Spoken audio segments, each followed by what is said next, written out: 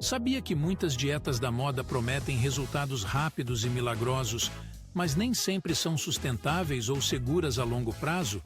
Vamos explorar algumas dessas dietas e entender melhor seus prós e contras, bem como seu impacto na saúde. Este conteúdo trata-se do exposto pelo Ministério da Saúde junto à Universidade Federal de Minas Gerais, que produziu a cartilha Desmistificando Dúvidas sobre Alimentação e Nutrição. Vamos lá? 1. Dieta alcalina.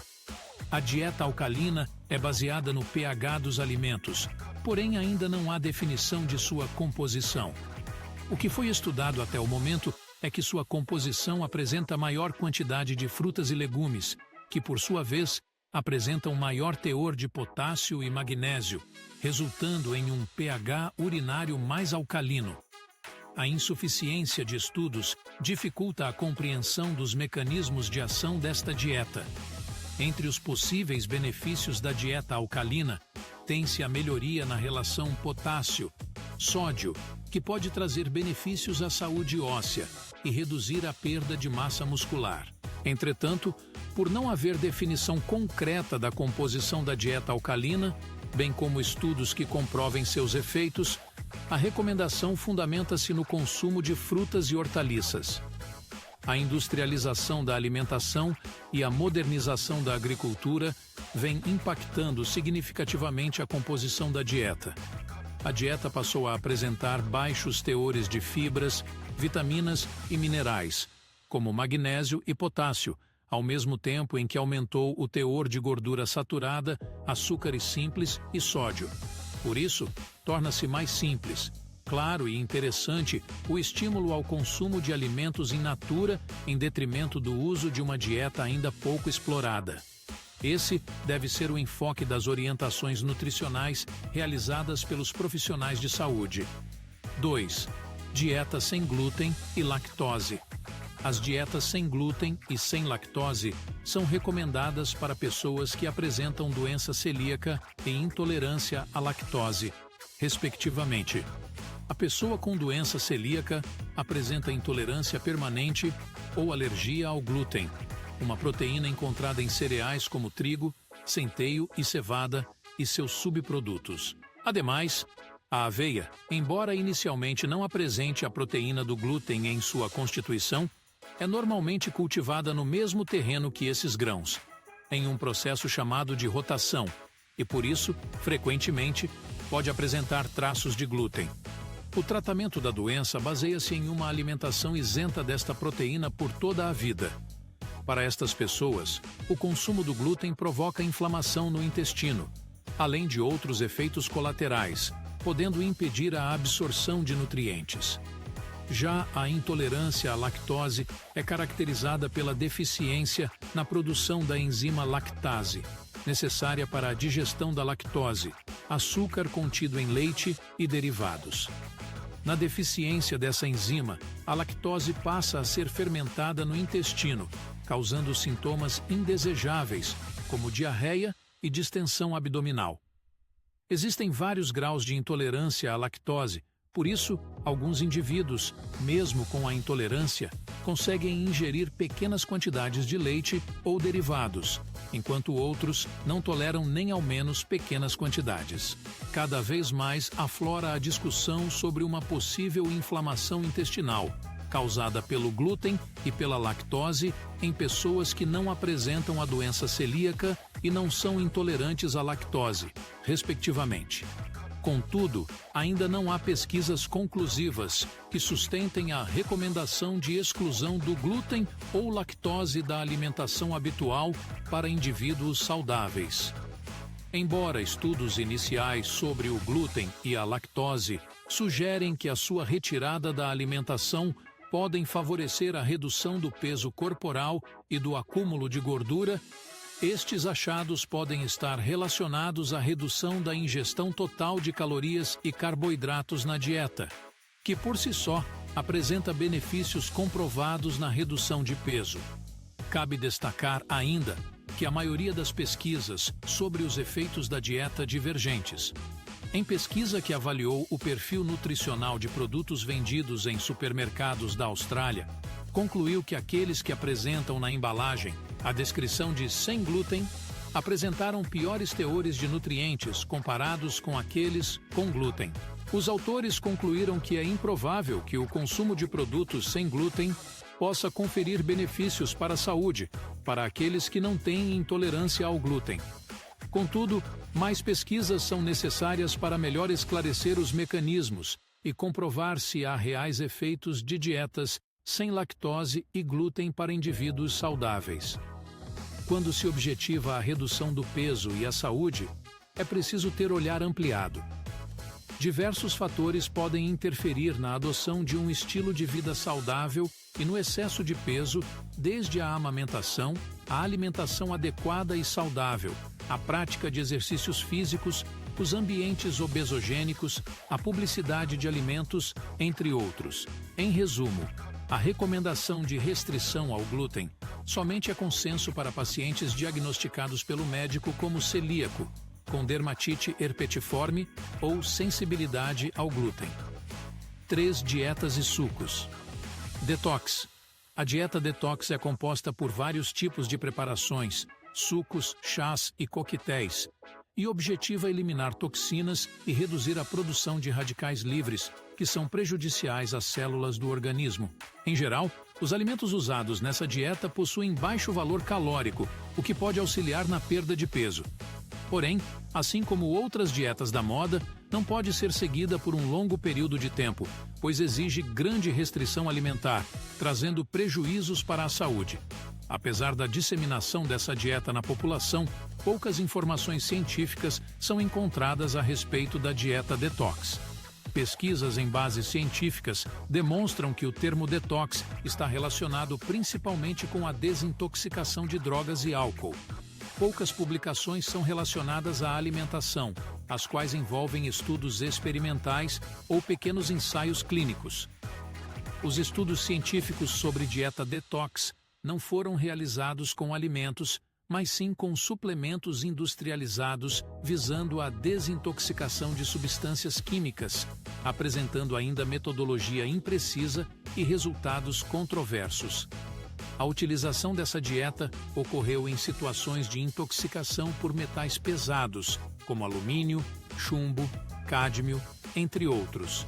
Estudos mostram que há evidências de que o coentro, uvas e vinho, maçãs, amoras e a casca e polpa de frutas cítricas exibem propriedades quelantes naturais, sugerindo que estes alimentos podem ser úteis para a eliminação de metais tóxicos do organismo. Verifica-se, portanto, que o seu uso pode ser indicado apenas por especialistas em situações específicas de intoxicação por metais pesados.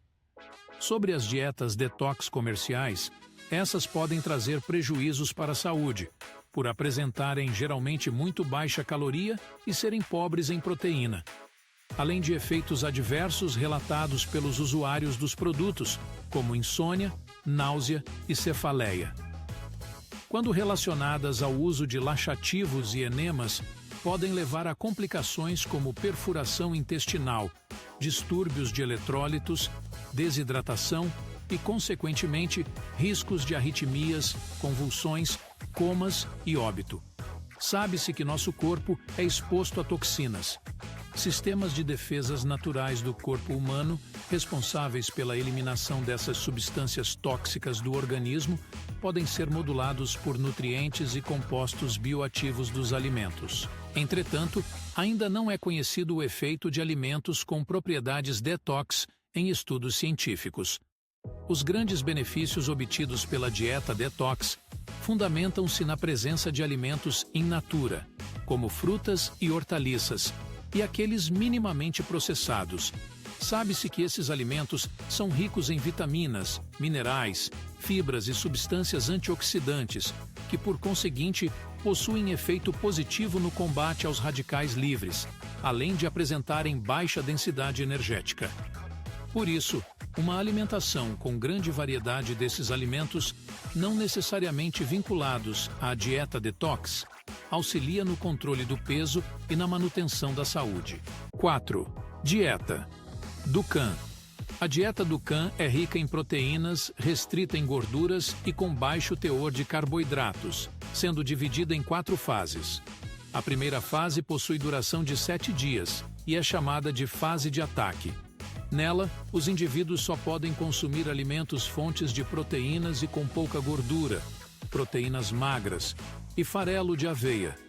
A segunda fase é denominada fase do cruzeiro, em que se continua o consumo de alimentos fontes de proteínas e com pouca gordura, com a adição de algumas verduras e legumes, e essa fase deve ser mantida até que o indivíduo alcance o peso desejado.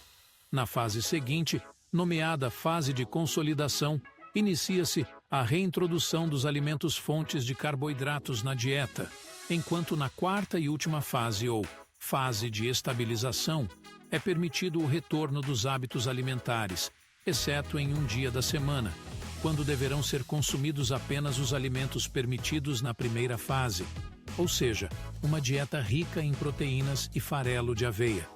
Esta dieta se encontra no grupo das restritas em carboidratos.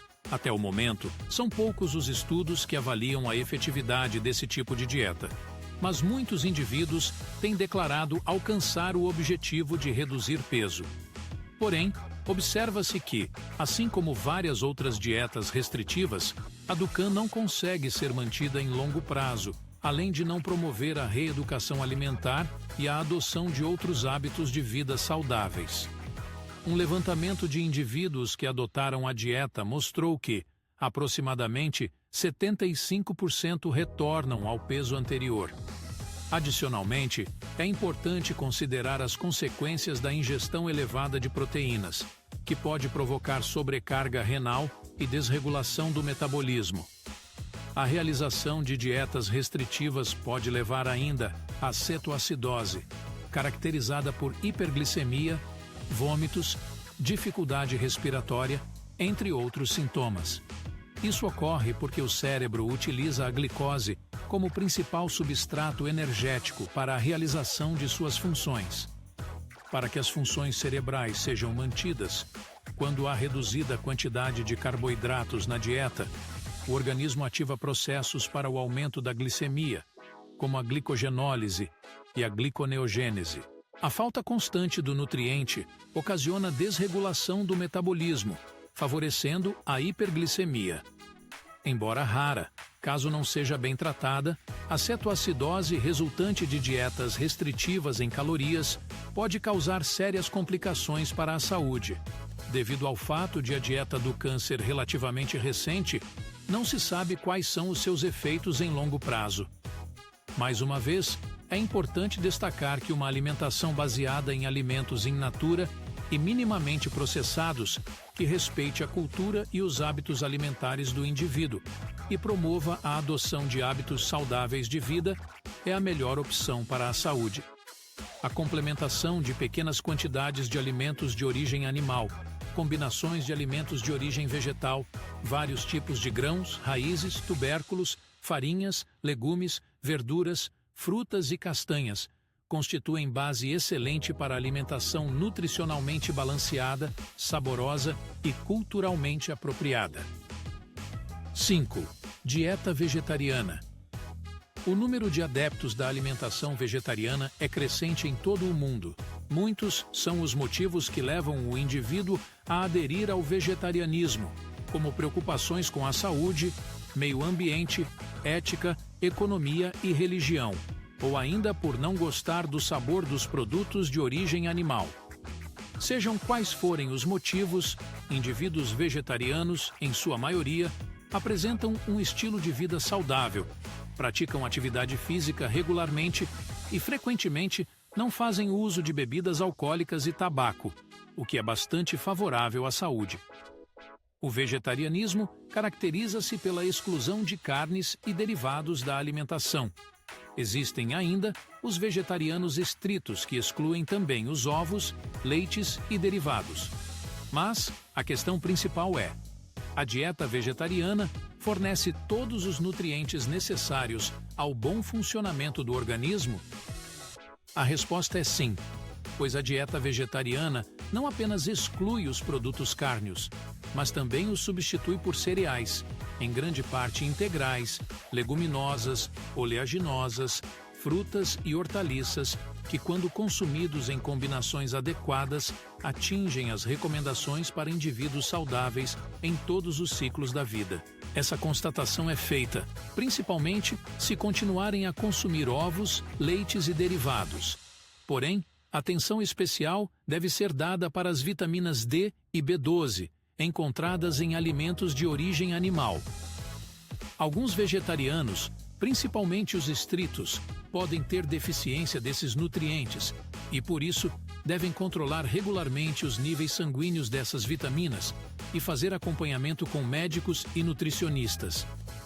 Estudos têm demonstrado que indivíduos vegetarianos apresentam menor risco de desenvolver doenças como obesidade, diabetes, hipertensão arterial sistêmica, HAS, doenças cardiovasculares e certos tipos de cânceres, principalmente de intestino e reto.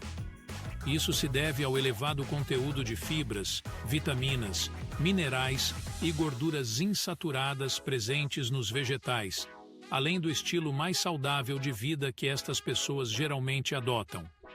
Além disso, as dietas vegetarianas podem apresentar menor densidade energética e menor conteúdo de gorduras saturadas quando comparadas às dietas ocidentais, que incluem carnes e derivados. Entretanto, pode ocorrer que, ao excluir da dieta alimentos derivados de proteína animal, os vegetarianos realizem substituições pouco saudáveis, aumentando a quantidade de carboidratos consumidos. Por isso, sugere-se que sejam acompanhadas por nutricionistas para melhor orientação da substituição dos alimentos, sem risco de deficiência ou quantidades excessivas de nutrientes.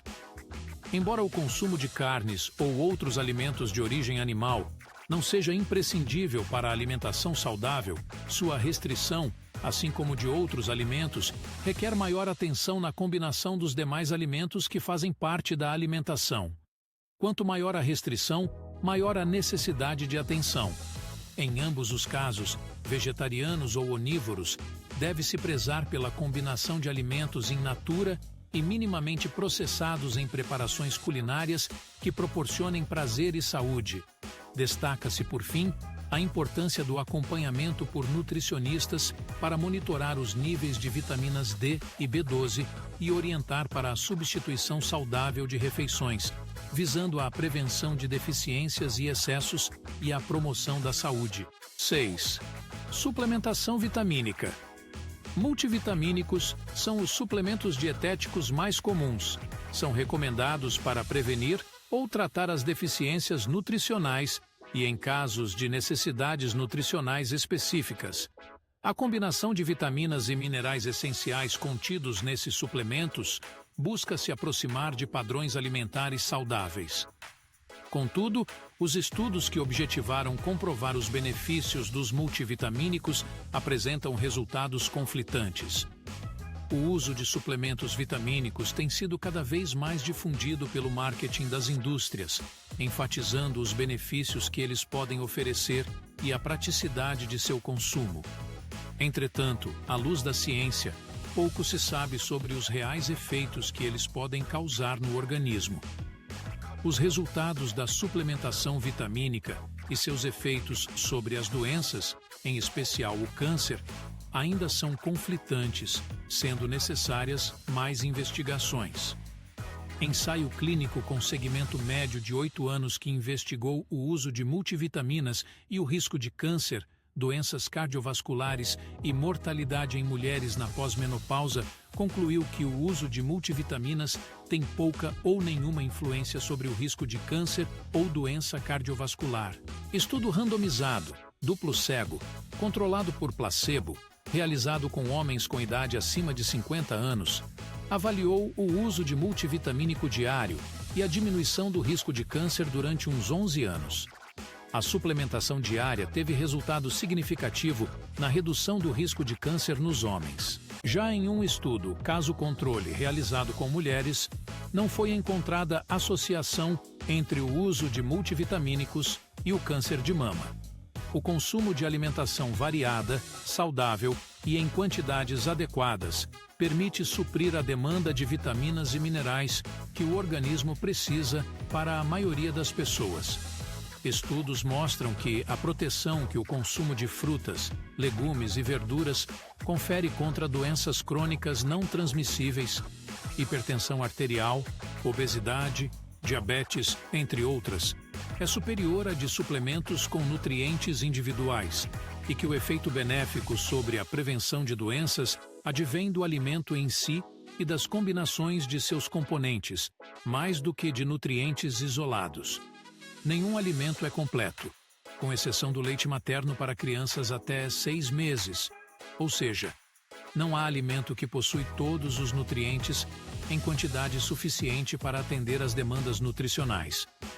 Por isso, a alimentação deve ser diversificada para suprir as necessidades diárias de vitaminas e minerais e não se utilizar indiscriminadamente suplementos vitamínicos. Importante: para a legislação brasileira, os suplementos nutricionais auxiliam no complemento da dieta diária de um indivíduo, nos casos em que a ingestão desses nutrientes, a partir da alimentação, é insuficiente, de acordo com orientação de profissional qualificado.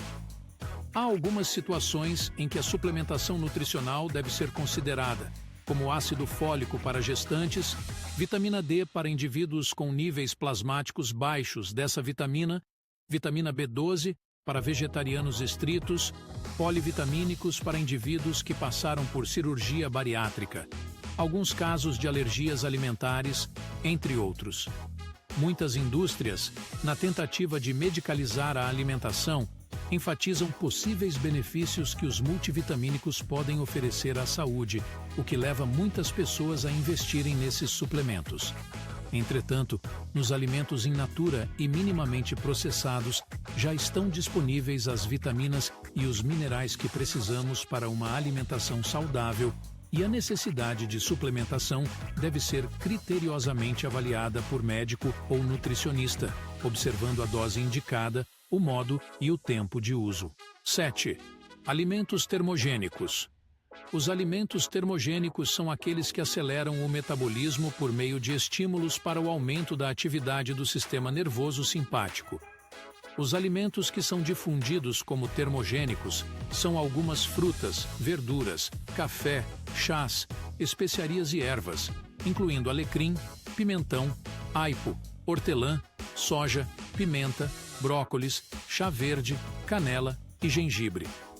Alguns fitoquímicos presentes nesses alimentos causam este efeito termogênico e, em alguns casos, o aumento da oxidação de lipídios.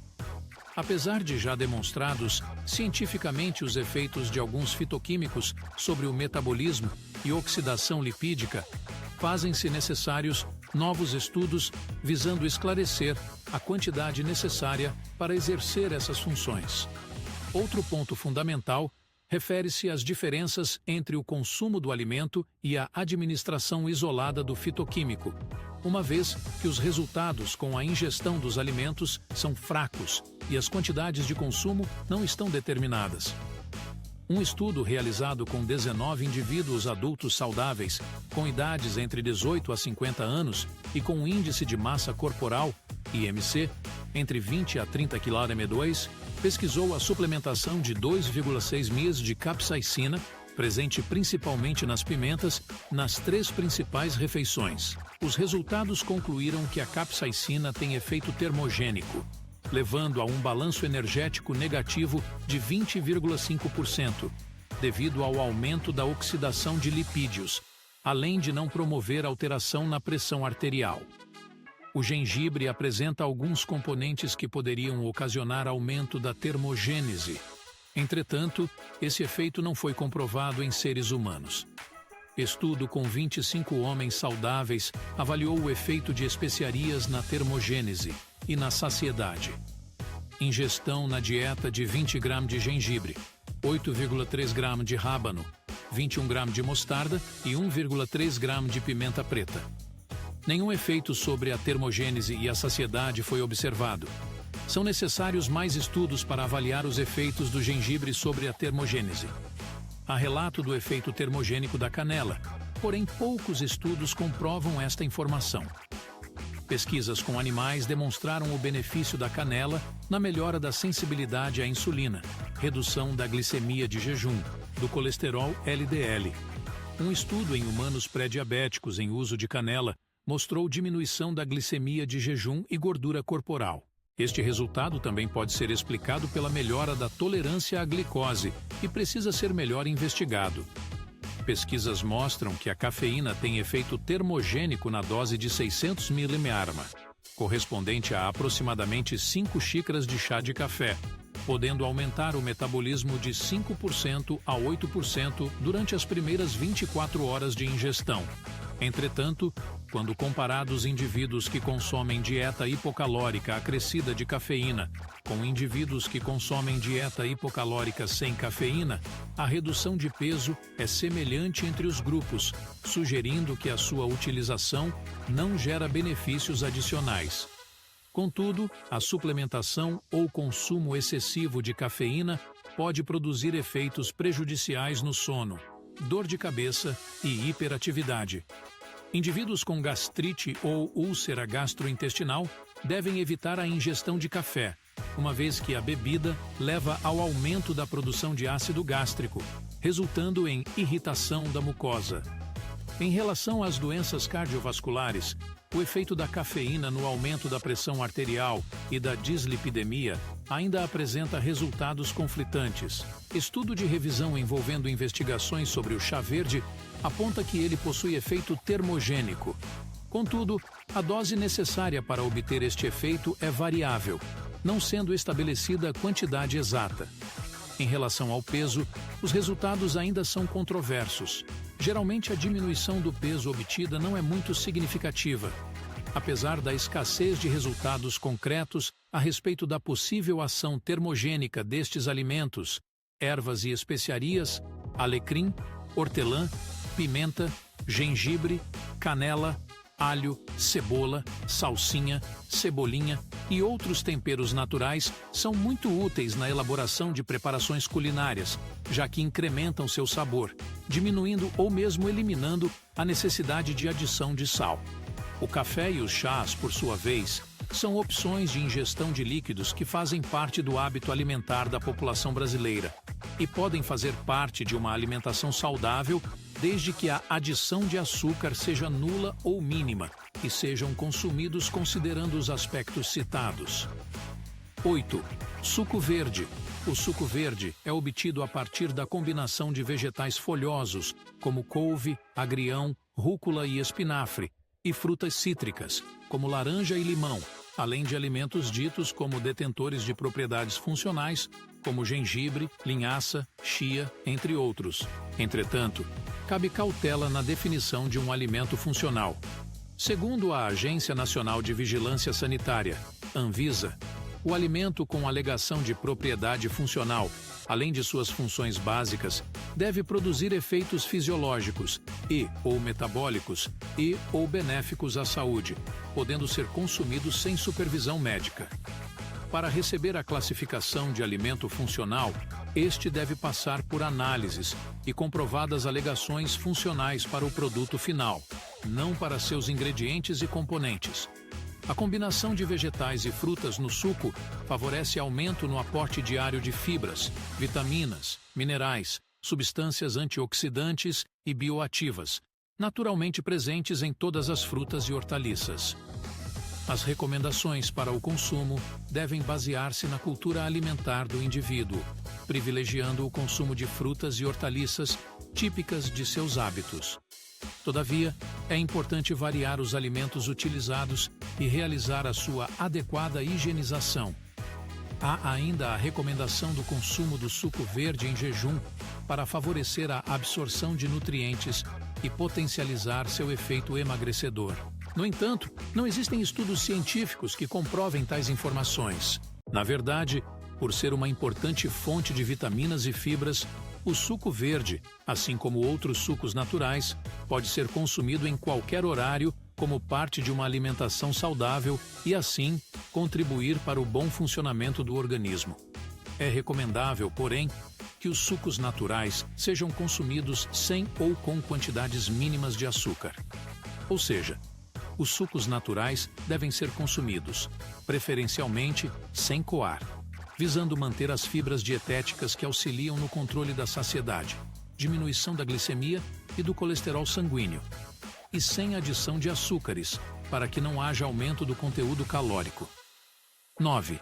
Água de berinjela.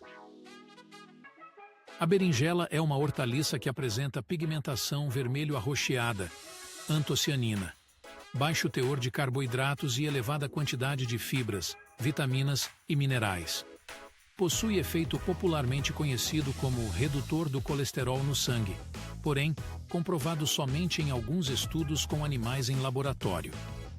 Este benefício poderia ser explicado pela presença das antocianinas, que contribuiriam para a redução do colesterol sérico total e elevação da lipoproteína de alta densidade colesterol, HDLC. O colesterol está presente nos alimentos de origem animal e desempenha função de precursor para a síntese de alguns hormônios, vitaminas lipossolúveis e ácidos biliares, além de ser importante para a formação da membrana das células. Os principais fatores dietéticos responsáveis pelo aumento plasmático do LDL-C, colesterol ruim, são as gorduras saturadas, presentes principalmente nos alimentos de origem animal, e as gorduras trans, encontradas em óleos e gorduras hidrogenadas, algumas margarinas, sorvetes, chocolates, produtos de padaria e alimentos congelados, e que também são responsáveis pela diminuição do HDL-C. A maioria dos estudos relacionados à berinjela foi conduzida em animais e avaliaram o seu efeito utilizando-a em distintos formatos: extrato alcoólico, hidroalcoólico ou seco, chá ou suco, distintas substâncias e constituintes químicos isolados, que não permitem identificar a quantidade de berinjela necessária para efeitos benéficos em humanos. Apesar do amplo uso popular da berinjela, não há evidências científicas que comprovem os efeitos hipocolesterolêmicos ou hipoglicemiantes da água, suco, chá ou extrato de berinjela em humanos. Estudos que utilizaram a berinjela obtiveram resultados semelhantes ao placebo. Alguns mostraram efeito transitório na diminuição do colesterol, não sendo diferente dos resultados obtidos com a dieta padrão para a hipercolesterolemia e a prática regular de atividade física. Outros só mostraram diferenças no controle do colesterol quando inseridos em dieta com baixo teor de gorduras saturadas e colesterol. Destaca-se que a berinjela não deve ser recomendada como opção terapêutica substitutiva a medicamentos ou a dieta, mas deve ser incluída em uma alimentação adequada e saudável como parte de preparações culinárias em função de sua boa qualidade nutricional. Sobre as dietas, é isto, mas veja agora o outro vídeo desta série. O vídeo tem o título Explorando os Alimentos. Tá muito legal. Antes, deixe seu like, inscreva-se no canal e encaminhe este vídeo para sua rede de contatos.